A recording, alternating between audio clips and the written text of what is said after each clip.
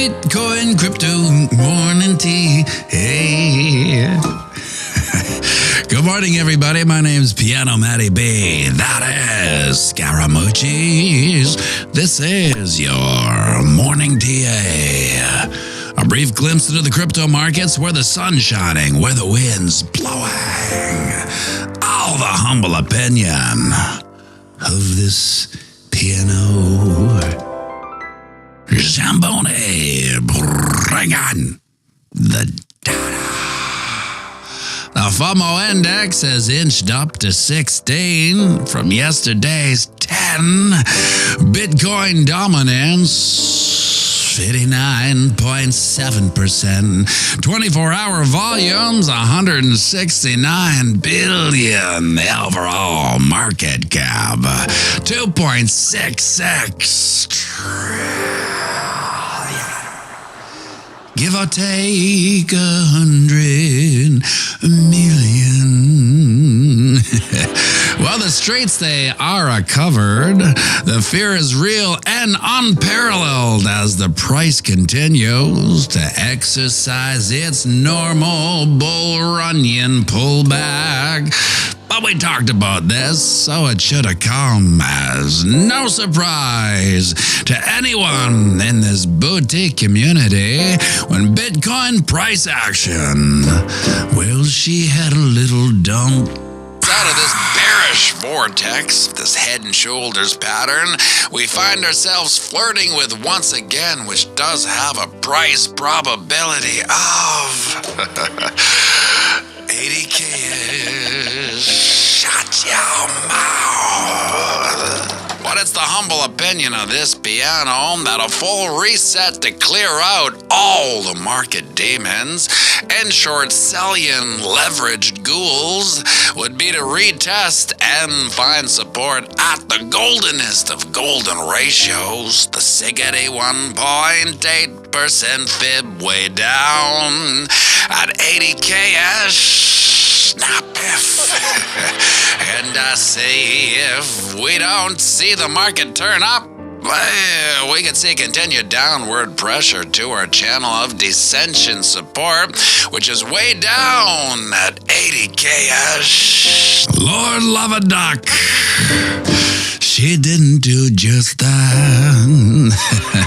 After trying but failing to regain this channel of dissension's resistance, price action was denied harder than the American people waiting for the Epstein files. The price began to dump, careening through this channel support and finding a bottom and a bounce at 78.2 and has pouted back up to a time of production, 80K. Now our 11th hour Hail Mary recovery plan would be to V-shape recover back up to our channel of eternal monotony. At 91K, this doesn't turn the market bullish, but it will clock in an official recovery day whose relief would be hella welcomed at this point as we are nearing our textbook historic 30% pullback, a pullback we saw over 6 times in the last bull run.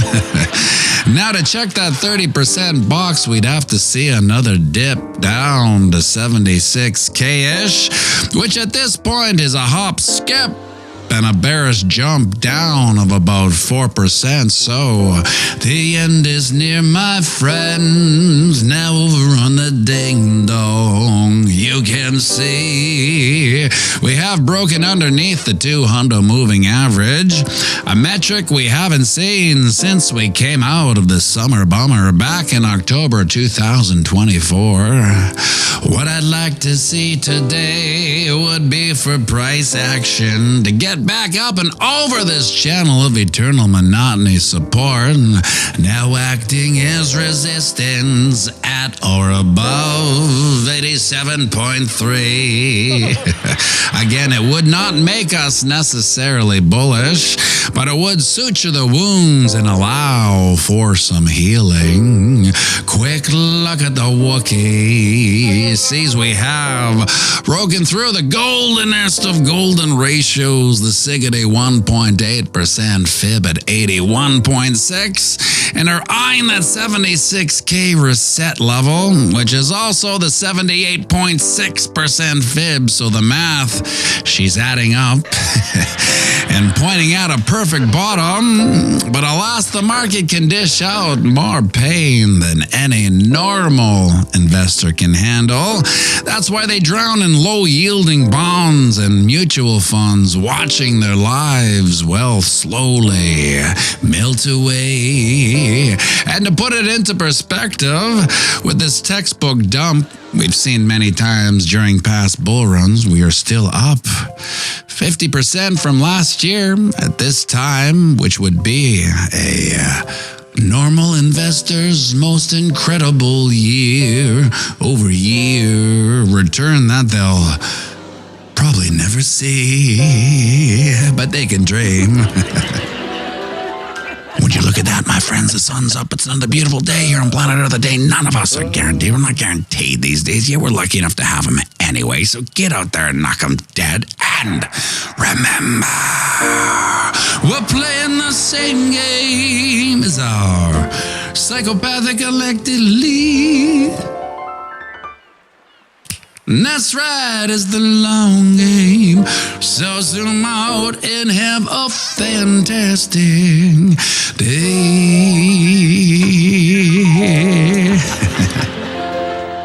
And we'll be going live right away, so grab yourself a coffee. Join me for a quick one, and by all means, it's Friday, so sing it out for me, won't you? Or on the banks of Boom Dash Bang. Whoa! Cha-cha-cha-ching!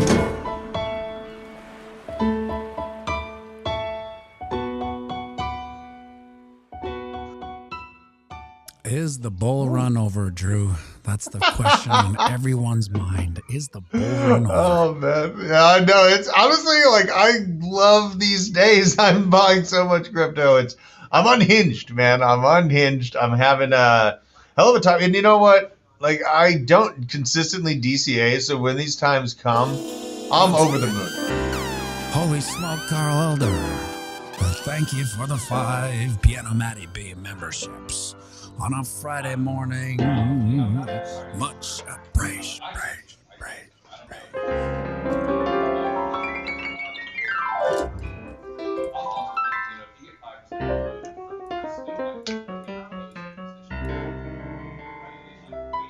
Thank you very much, Carl. Thank you for the support, buddy. Much appreciated. What a guy. Yeah, man. That's what it's about. No, I mean, that's what it's about. You guys got to support the creators here. You know, really, I have been just backing the truck up on. I've been really paying attention to projects with the most value. I got really tired of the meme coin sector. I got really tired of, you know, all of this kind of background. Oh, I got a little bit of background. I have my little daughters with me today. So let me turn that down a little bit for them. Yeah, I've been having a lot of fun buying Aerodrome, Morpho, Ondo, man. I've consolidated my altcoins down. I am not really worried about the market at large. And once I saw the insane, you know, Malay Libra scam token on Solana, and just the Solana ecosystem for the memes looks cooked to me. Like, sure, some of them will come back, but I think that for really, as Solana sits, I think Solana is going to be leaning more into AI. Obviously, you know, there's going to be a degree of pump fund projects that come back and they do good or whatever, but I have shifted away from Solana at large, more into base ecosystem, been buying Bitcoin. And, you know, a lot of people are going to be surprised at how much quantitative easing is going to come into the market. Actually, it's a specific day I'm looking at, March 10th. There's about $1 trillion. Yeah, so what happened was in March of 2023, the bank term funding program was put out to keep the banking infrastructure from going insolvent through these, you know, few bank crises, right? Silicon Valley and all that.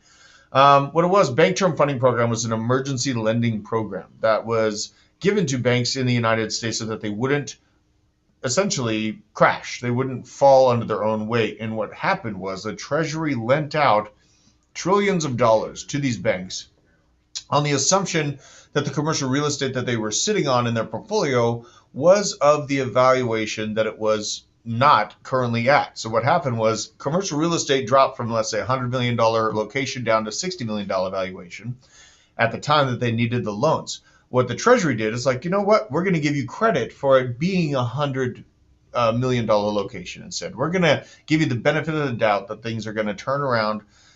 Things really haven't turned around on the commercial real estate side since they received these loans. They've actually continued to fall. And now $1 trillion is due back to the Treasury from these banks across the country. So either you print and give them more liquidity. You fill up the Treasury liquidity basket and then hand out your little gimmies to the banks again, or you let them go insolvent. That's basically the situation that the Treasury and the Federal Reserve are looking at right now. It's kind of funny that nobody, I know we're heavy in crypto and it's a lot to pay attention to macroeconomics and the banking infrastructure at the same time. I understand that kind of gets overloading, but I am giving you this nugget because there's something very, very interesting that plays into crypto that's happening the same day that all of these loans are due back. That is the FedWire and the ISO 20022 messaging standard for banks to do bank-to-bank services kicks into start on March 10th, the same day that these loans are due back. If that, you do your own pontification if that is a coincidence or not. I think that things are lined up pretty immaculately to be, in tandem. And really, when this goes down, we've seen the M2 money supply is jackknifing to the upside ahead of Bitcoin's resurgence. And I'm still of the opinion Bitcoin's just going to follow the M2 money supply in general. It's a leading indicator. And if people are having a hard time accepting that there is a true leading indicator for Bitcoin is the M2 money supply. It's the clearest thing, So the M2 money supply, double bottom, it's already jackknifed back up to previous all-time highs. So, where do you think Bitcoin's going to go after that? That's, the perma bears, they're out there. They're celebrating today because what are we down? 4%, 4.5%. I'm buying as much crypto as I can right now, and I'm having a really fun time doing it. This is where legends are made, man. And the weak hands are going to be shaken out. Legends are going to be stacking an immense amount of crypto at these lows. That's just what it is. Yeah, the fear is real. You can tell that there is an immense amount of fear on the street, and I feel it here with some of the people I know that are noobs into the market. And so any one of us who have been here for a cycle or two knows that these 30% drawdowns are not only to be expected, but they're absolutely normal in a bull run. That being said, with the summer bummer approaching in a couple months, really, right? We have, around May, summer bummer. Historically, Bitcoin, no matter where we are in a cycle, generally doesn't do anything. So it kind of gives us about 2 or 3 months to see some pretty big gains, or else Bruce Mai says Mike is a bit low. I wonder why that is. I wonder which mic. I'm using a new setup. This is the first day I've been able to call in not using my phone. And it is what it is. The call-in system didn't really play nicely with my other studio, so I'm on this like headset microphone thing. It sounds like other people can hear it perfectly. We can't please them all. PMB's is low. Drew's is just loud. Maybe I'll talk like this. Is that better for you? TRD Let me farmer? see here. Toyota Racing Development Farmer. You're at 100. I'm at 100 too. Like, I'll just do a little sound check, baby. It's a sound check. Gonna check this sweet mic, memory man. Okay, we got no sound. Other people think it's fine. You see a couple people whose input isn't completely put in. Yeah, I'll put these on. Anyway, we'll carry on. We'll do it. These technical. So piano. I gotta ask you, man. I think I think you're spot on your TA for Bitcoin. Like, you've called out the 618. You sent me a text message right as we were hitting it, and I was like, that son of a gun, he did it again. Son of a bitch. Pianomattyb. do we historically bounce more often than not off the 618, or are we looking to go below that CME gap? Because I know the CME gap, it starts at about 77K. Are you looking for a breach to that level from right now? Is this a dead cat bounce? Well, that's a good question. Thank you for the super chat. Sneaky Pete Vaporize is up in BC. He says he's selling Bitcoin, going back to the hard money, the Hawk Tuo coin. Thank you very much.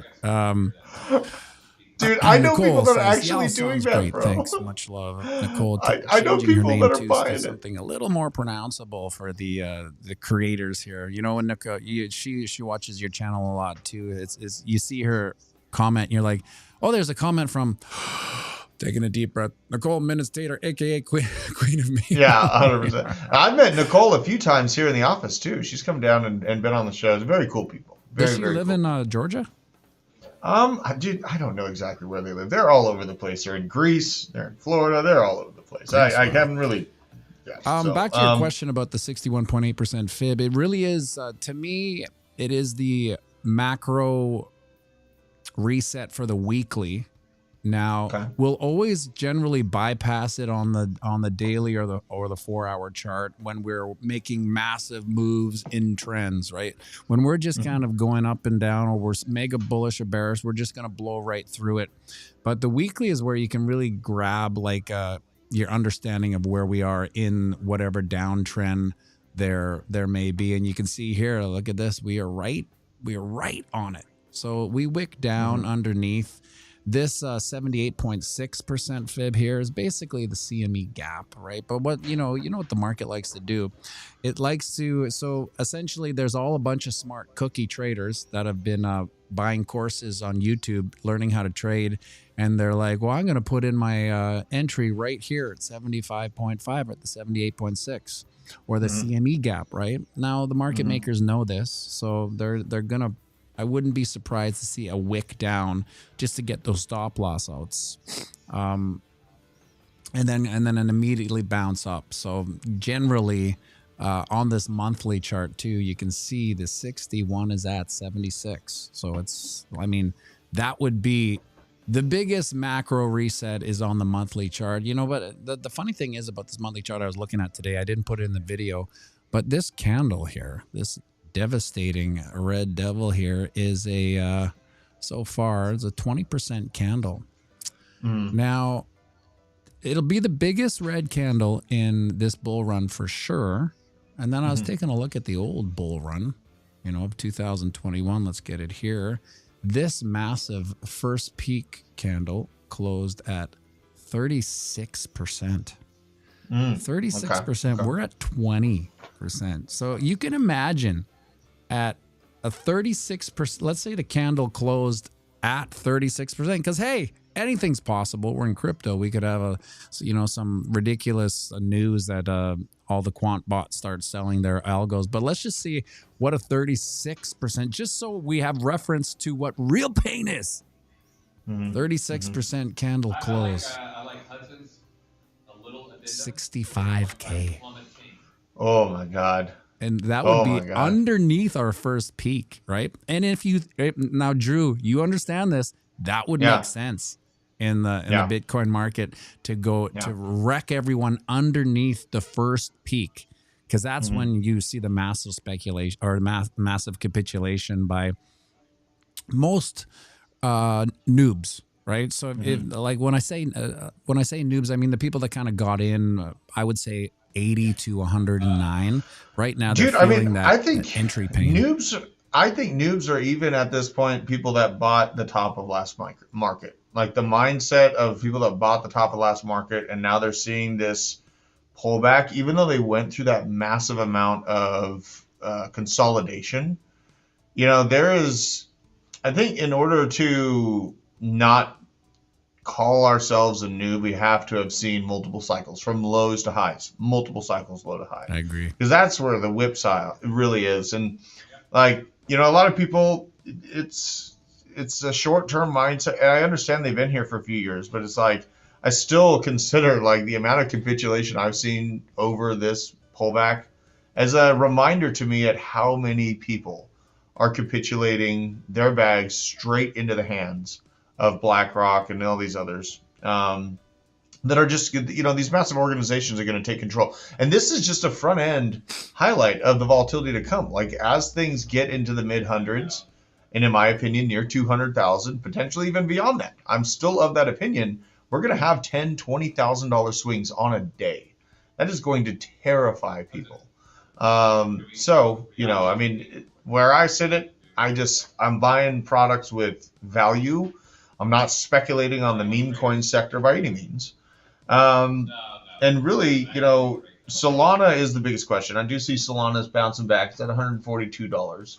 I was joking, if it goes to 120, we should put CZ back in prison until it returns above $200 so we can get him off of Wintermute. But we can't have nice things. These markets are going to continue shaking us out as best they can.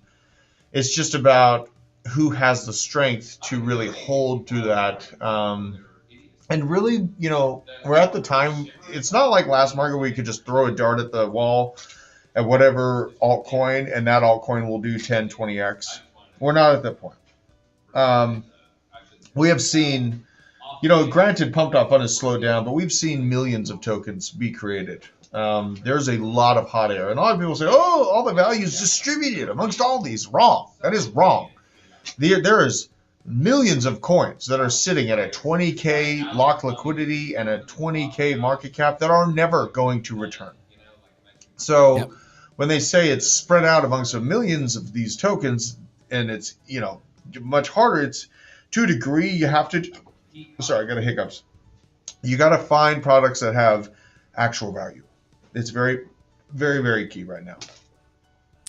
Yeah, I find the difference between this bull run and last bull run, besides our expectation of it, right? So that's a leading indicator of disappointment, right? So if you've been on the ride once, you know that it's fast and furious. You get on the ride again, it's never going to be as fast as furious as the first time.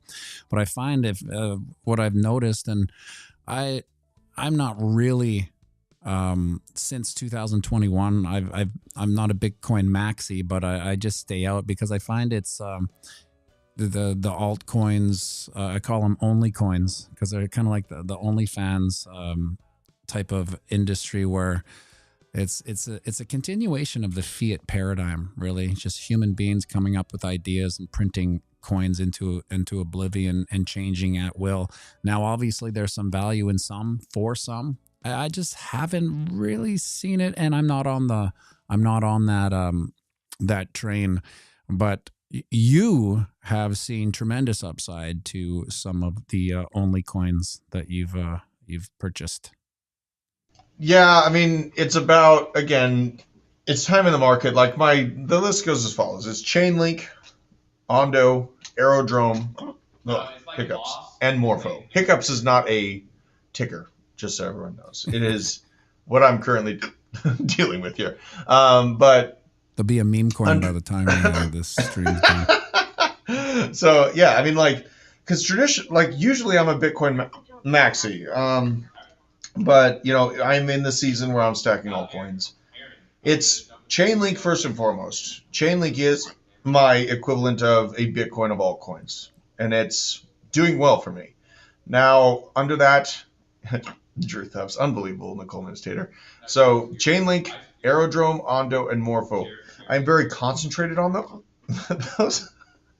And then when I see the peaks come in and I see things go well, I'm going to transfer it all back into Bitcoin and real estate. It's pretty simple.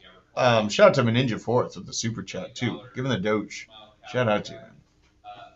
But yeah, this is a time where people will get distracted by shiny new objects. There's going to be a lot of them, and people they're chasing green candles, and they're getting wrecked.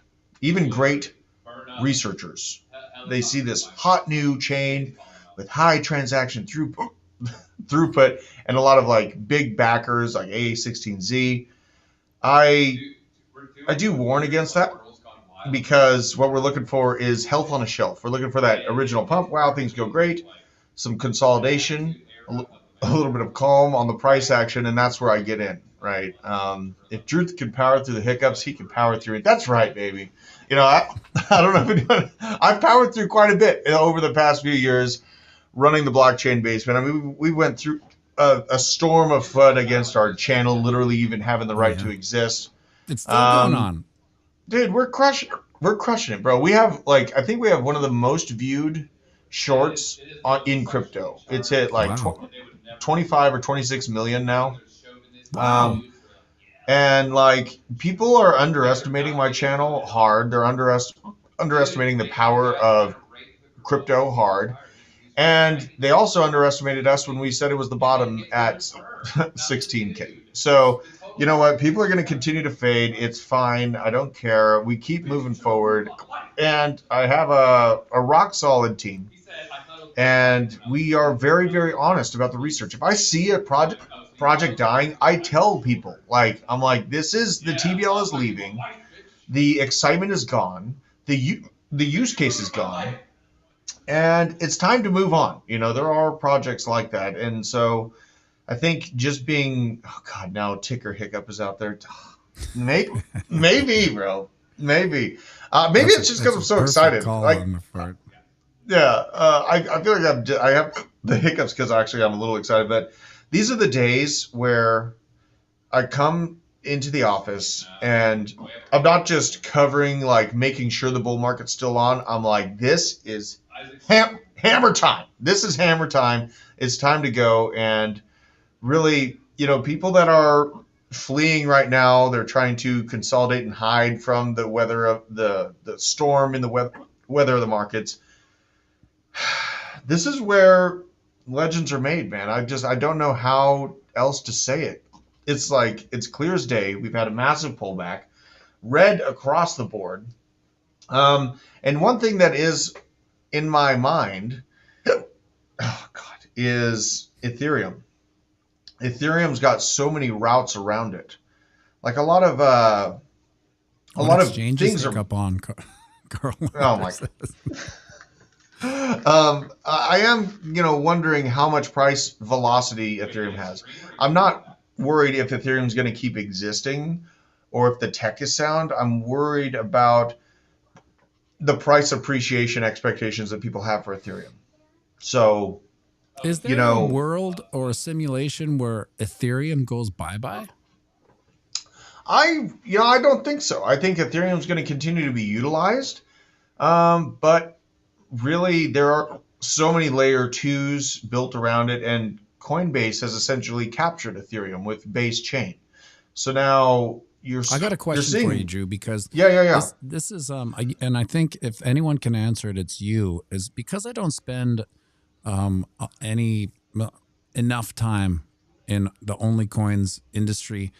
I need to know why ETH is still relevant opposed to say Solana. Yeah, no, that's completely understandable. Now, a lot of these, Aave lending protocols, DeFi lives on Ethereum.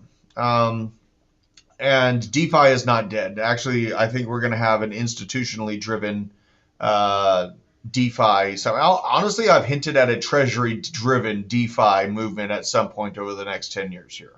I think that World LibertyFi is a testing ground for a treasury-driven DeFi interest.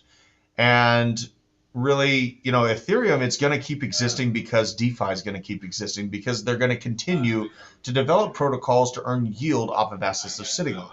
So, I think that Ethereum is rock solid in that regard. And that's where some of the best upside that I've had, especially even over the last few days, is really, in Morpho. Morpho is this underlying application within Coinbase's base chain. This is where Coinbase has rolled out people's ability to just swap Bitcoin for USDC with much better control mechanisms than the lending protocols of the past, so that it doesn't liquidate people and wreck them. And Morpho has been absolutely killing it for me, even despite all of the downturns in the market. So it is something that I have been really thankful that I pay attention to the ins and outs of what's being rolled out.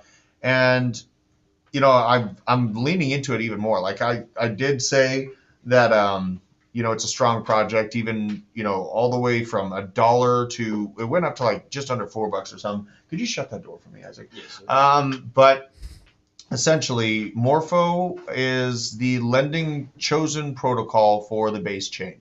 It is completely undiscovered right now. People don't realize what's happening, and it actually just went live to purchase the token on Coinbase today.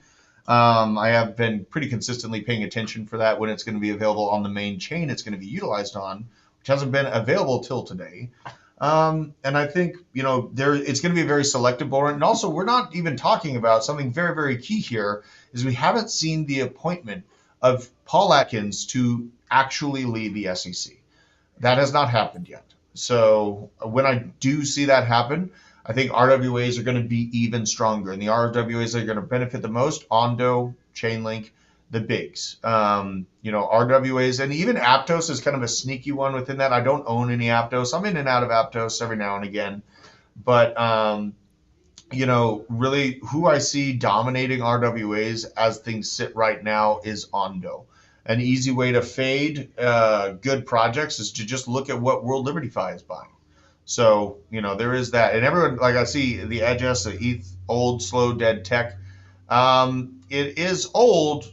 It's not slow anymore because base. That's what I'm trying to emphasize to you guys, is that the infrastructure has now got these off-ramps that go just as fast as Solana. I'm telling you, these applications work extremely quickly. And not to mention, you have competition from Sonic. You have a competition from Avalanche. Some of my Avalanche ecosystem picks have also been outperforming the markets because I saw everyone flee from Solana. Crypto and the people that use crypto are like migratory birds. If one thing goes wrong on the chain, then they all flock to the next chain. I see it time and time again. So I just saw a downhill movement. This is how I look at it, as I saw Solana was the king Kugla of all these memes and all this revenue being created on Pumped Up Fun. But then I knew things would break at a point. So I positioned myself in the Avalanche and even the Shadow protocol on Sonic. And you catch some of the upside there. It's a pretty simple thing to do. And these are small plays that turn into a big portion of my portfolio if you're playing it the right way. But you got to keep your risk level to a low, like in terms of the amount of exposure. If this is a $5-10 million project, you probably don't want to put 50% of your portfolio in it. That's how things get wrecked. That's how you miss out on a bull market. So it is what it is. But yeah, I find when I run into Bitcoiners, it's almost like meeting a veteran that you were in the same war with. And so what I'm looking forward to is when we recover from this this pullback, is some of the noobs that I know personally and online who have never experienced this pullback. I feel the bond will be forged a little more closer once they felt the real pain. Because imagine getting in, imagine one of your buddies or your family members, Drew, you said, let's say it's 60K. And they're like, oh, is it the top, Drew? And you're like, well, no, it's not the top. I would, this is where I would buy if you said something like that. And imagine they did buy. Then all of a sudden their first purchase ever at 60K goes almost doubles to 109, right? So that's not necessarily the best entry into the market because you just think it's easy.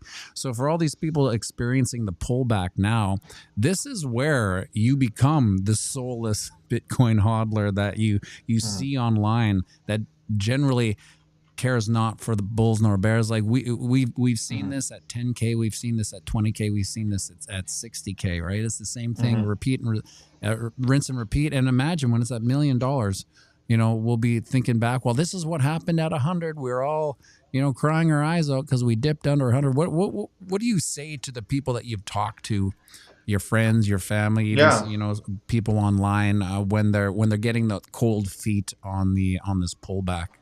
No, it's about protecting your buying power. You have to equate to how many houses do you get per Bitcoin and how many houses do you get per fiat currency, right? You just compare over time, there is a constant increase in the amount of fiat currency notes that you need to purchase a home with.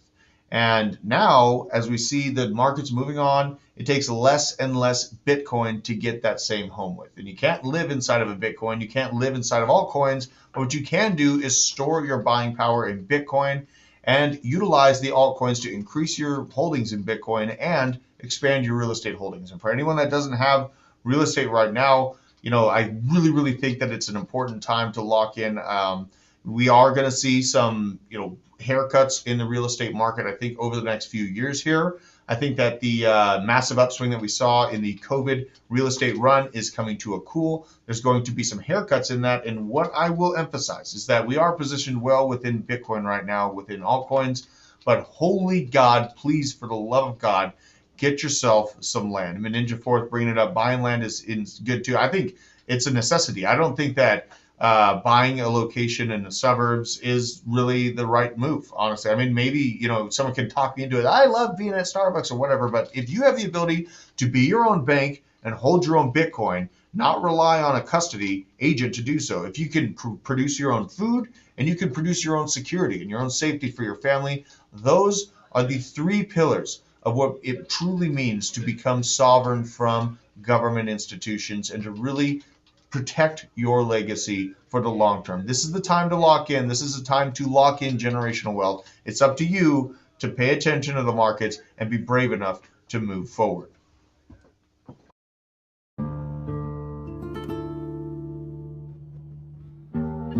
Sure that their identity is protected. And